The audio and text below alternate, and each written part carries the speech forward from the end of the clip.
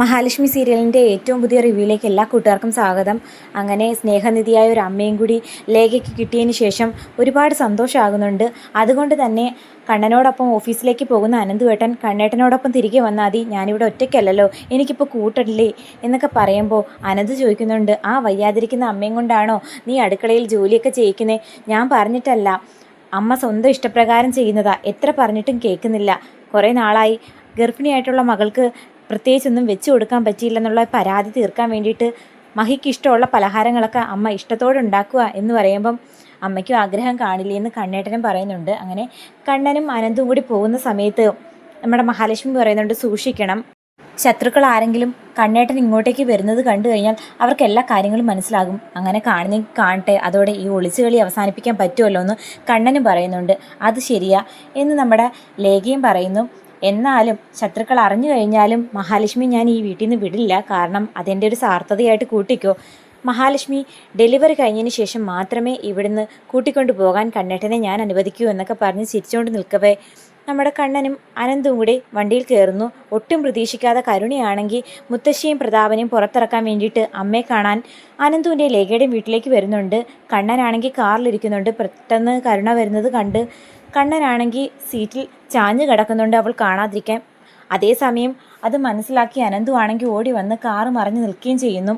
ആ സമയത്ത് അമ്മയെ കാണണമെന്ന് ആവശ്യം പറയുന്നു. മാത്രമല്ല, ഇത്രയധികം സപ്പോർട്ട് ചെയ്യണമെങ്കിൽ തൻ്റെ കുഞ്ഞാണോ മഹാലക്ഷ്മിയുടെ വയറ്റിലെന്ന് നമ്മുടെ കരുണ എടുത്തടിച്ച് ചോദിക്കുന്ന സമയത്ത് ലേഖയാണെങ്കിൽ ചുട്ട മറുപടി കൊടുക്കുന്നു. നീ എന്തിനു വേണ്ടിയിട്ടാണ് ഈ വീട്ടിലേക്ക് വന്നത്? അമ്മയോട് ഒരു തരി പോലും സ്നേഹമില്ലാത്ത നീ എന്തിന് അമ്മയെ കാണാൻ എന്ന പേര് ഇങ്ങോട്ടേക്ക് വന്ന്? എനിക്കറിയാം, അമ്മയെ കാണാനുള്ള വെപ്രാളം കൊണ്ടൊന്നുമല്ല, അവളുടെ അച്ഛനെയും മുത്തശ്ശിയും പുറത്തിറക്കാൻ വേണ്ടിയിട്ടാണ്. അമ്മയെ കാണണമെന്നുണ്ടെങ്കിൽ അടുക്കളയിലുണ്ട്, പോയി കണ്ടിട്ട് വരാമെന്ന് മഹാലക്ഷ്മി പറയുന്നത് കേട്ടിട്ട് കരുണയാണെങ്കിൽ അകത്തേക്ക് കയറി പോകുന്നു. അപ്പം ലേഖയാണെങ്കിൽ മഹാലക്ഷ്മി വഴക്ക് പറയുന്നുണ്ട്, ഇത്രയും ദ്രോഹം ചെയ്ത് അവളോട് എന്തിന് സോഫ്റ്റായിട്ട് സംസാരിക്കുന്നു, മാത്രമല്ല അവളെ എന്തിന് അമ്മയെ കാണാൻ അനുവദിച്ചു എന്നൊക്കെ ചോദിക്കുന്ന സമയത്ത് അവളെ ഇവിടുന്ന് പറഞ്ഞു വിട്ടേ കാര്യം പറ്റുള്ളൂ, കാരണം കണ്ണേട്ടൻ വണ്ടിയിരിക്കുന്നു, അവളും കാണാൻ കണ്ണേട്ടനെ കണ്ടു കഴിഞ്ഞാൽ ഉണ്ടാവുന്ന ഭവിഷ്യത്ത് അറിയത്തില്ലേ, അതുകൊണ്ട് അവൾ അടുക്കളയിൽ പോകുന്ന ആ സമയം നോക്കി കണ്ണേട്ടനും അനന്തുവേട്ടനും ഇപ്പം തന്നെ ഇവിടുന്ന് പൊക്കോളാൻ നമ്മുടെ മഹാലക്ഷ്മി പറയുന്നു. അതും പ്രകാരം അവൾ പറഞ്ഞത് സത്യമാണെന്ന് അനന്തവും പറയുന്നു. അങ്ങനെ കണ്ണനും അനന്തവും കൂടി ഓഫീസിലേക്ക് പോകുന്നു. അതേസമയം അമ്മയെ കണ്ട് കരുണയാണെങ്കിൽ തൻ്റെ ആവശ്യം പറയുന്നു. അമ്മ എന്തിനാ കേസ് കൊടുത്തത്? ഇത്രയും നാൾ അമ്മ അച്ഛൻ്റെയും മുത്തശ്ശിയുടെയും പല ഉപദ്രവങ്ങളും കുത്തുവാക്കുകളും കേട്ടിട്ടുള്ളപ്പോഴൊന്നും കേസ് കൊടുക്കാൻ തോന്നിയിട്ടില്ലല്ലോ, പിന്നെ ഇപ്പം എന്തു പറ്റി? ഈ അനന്തുവേട്ടനും അതുപോലെ നിങ്ങളുടെ മോളും ഉപദേശിച്ചതിൻ്റെ പുറത്താണോ ഇങ്ങനെയൊക്കെ കേസ് കൊടുത്തത്? കണ്ണേട്ടൻ്റെ കുറേ സ്വത്തുക്കൾ അവളുടെ പേരിലുണ്ട്, അതിൻ്റെ അഹങ്കാരമായിരിക്കും അവൾ ഈ കാണിക്കുന്നത് എന്നൊക്കെ പറയുമ്പം മോൾക്ക് അമ്മയുടെ മുഖം കണ്ടിട്ട് പോലും യാതൊരു ദയയും തോന്നുന്നില്ലേ? എന്നെ ഇത്രയധികം ചതച്ച് നിൻ്റെ അച്ഛനെയും മുത്തശ്ശിയും ഞാൻ എന്ത് വേണമെന്നായിരുന്നു നീ പറയുന്നത്?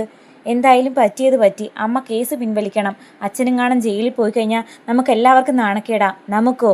പിന്നല്ലാതെ നാട്ടുകാരെല്ലാം അറിഞ്ഞ് അവരെ എന്നെ കാര്യം വിളിച്ചു പറഞ്ഞത്. അച്ഛനെയും മുത്തശ്ശിയും പോലീസ് അറസ്റ്റ് ചെയ്യുന്നത് നമ്മുടെ അയൽക്കാരൊക്കെ കണ്ടിരുന്നു. കാണട്ടെ, അയാൾ അത്രമാത്രം ക്രൂരതയാ എന്നോട് എൻ്റെ മോളോടും ഇത്രയധികം നാളുകൊണ്ട് കാണിച്ചിരുന്നത്. ഇനിയും ഞാനതൊന്നും കണ്ടും കേട്ടും ക്ഷമിക്കില്ല എന്ന് പറയുന്ന സമയത്ത് അമ്മേ, ദേ ചുമ്മാ അച്ഛൻ സ്റ്റേഷനിലോ ജയിലിലും കാണാൻ പോയി കഴിഞ്ഞാൽ അതിൻ്റെ നാണക്കേട് അമ്മയ്ക്കല്ല, എനിക്കാണുള്ളത്. ഞാനൊരു കുടുംബത്തിൽ കല്യാണം കഴിച്ചു കൊണ്ടുപോയ പെൺകുട്ടിയാ, ആ വീട്ടുകാരുടെ കുത്തുവാക്കും കൂടി ഞാൻ കേൾക്കേണ്ടി വരും എന്ന് പറയുമ്പോൾ എൻ്റെ അമ്മ ഇത്രയധികം ദ്രോഹിച്ച അവരെ വെറുതെ ഒന്നും പുറത്തിറക്കാൻ പറ്റില്ലെന്ന് മഹാലക്ഷ്മി തറപ്പിച്ച് പറയുന്നുണ്ട്. പിന്നെ എന്ത് വേണമെന്ന് നീ പറഞ്ഞു വരുന്നത്? അവർ എൻ്റെ അമ്മയോട് ചെയ്ത എല്ലാ ക്രൂരതകൾക്കും എണ്ണി എണ്ണി മാപ്പ് പറയണം. അതിനുശേഷം മുത്തശ്ശി ആ വീട്ടിൽ നിൽക്കാനും പാടില്ല. മുത്തശ്ശി ഈ നിമിഷം തന്നെ ആ വീട് വിട്ടു പോകണം. അവരാ അച്ഛനെയും കൊണ്ട് ഓരോന്നും പറഞ്ഞ് അമ്മയെ ഉപദ്രവിക്കുന്നേ എന്ന് പറയുമ്പോൾ എനിക്കറിയാം, പണ്ട് മുതലേ എൻ്റെ മുത്തശ്ശിയും അച്ഛനെയും നിനക്കിഷ്ടമല്ല, എങ്ങനെയെങ്കിലും അവരെ പുറത്തിറക്കണമെന്നാണ് നിൻ്റെ ആഗ്രഹം. അത് നടക്കില്ല എന്ന് പറയുമ്പോൾ എങ്കിൽ നിൻ്റെ മുത്തശ്ശിയെയും അച്ഛനെയും പുറത്തിറക്കുന്ന കാര്യവും നടക്കില്ലെന്ന് മഹാലക്ഷ്മി തറപ്പിച്ച് പറയുമ്പം ഉറപ്പാണോ? അമ്മ എന്തു പറയുന്നു എന്ന് നോക്കുമ്പം മോള് പറയുന്നത് തന്നെയാണ് എൻ്റെയും തീരുമാനം. അല്ലെങ്കിലും അമ്മയ്ക്ക് അവൾ പറയുന്നതാണല്ലോ വേദവാക്യം. എന്നോട് യാതൊരു സ്നേഹവും ഇല്ലല്ലോ. എന്നോട് സ്നേഹം ഉണ്ടായിരുന്നെങ്കിൽ തീർച്ചയായിട്ടും എൻ്റെ ഭാവി ഓർത്തിട്ടെങ്കിലും അച്ഛനെയും മുത്തശ്ശിയും പുറത്തിറക്കാൻ അമ്മ കൂട്ടു വന്നേനെ. അപ്പം അമ്മയ്ക്കും ഈ വഴിപഴച്ച് നടക്കുന്ന ഈ മകൾ പറയുന്നതാ കാര്യമല്ലേ? മോളെ, അനാവശ്യമൊന്നും പറയരുത്. ഞാൻ പറയുന്നതിലേ ഉള്ളൂ അനാവശ്യം. ഇവൾ കാണിക്കുന്നതിലൊന്നും യാതൊരു അനാവശ്യവും ഇല്ലെന്ന് തോന്നുന്നുണ്ടോ? എന്തായാലും കണ്ണേട്ടൻ്റെ കുറേ സ്വത്തുക്കൾ ഇവളുടെ പേരിലുണ്ടല്ലോ. അധികം താമസിക്കാതെ അത് ഞങ്ങൾ തിരിച്ച് സ്വന്തമാക്കും. അതോടെ ഇവളുടെ അഹങ്കാരം തീരുമല്ലോ. എന്തായാലും എൻ്റെ അച്ഛനെയും മുത്തശ്ശിയും പുറത്തിറക്കുക എന്നത് എൻ്റെ ആവശ്യമായിപ്പോയി. അതുകൊണ്ട് നിങ്ങൾ പറയുന്ന എല്ലാ ഡിമാൻഡും ഞാൻ അംഗീകരിച്ചോളാം. പക്ഷേ ഇതിനെല്ലാം ഞാൻ കണക്ക് ചോദിച്ചിരിക്കും എന്നൊക്കെ പറഞ്ഞ് കരുണി അങ്ങ് പോകുന്ന സമയത്ത് മോഹിനിയാണെങ്കിൽ അവരെ പുറത്തിറക്കാൻ സമ്മതം മൂളുന്നുണ്ട്. എന്തായാലും മോഹിനിയമ്മയ്ക്കാണെങ്കിൽ പ്രതാപനെയും മുത്തശ്ശിയും ജയിലിലേക്കൊന്നും പറഞ്ഞു വിടാനുള്ള ആ ഒരു മനധൈര്യം ഒന്നുമില്ല.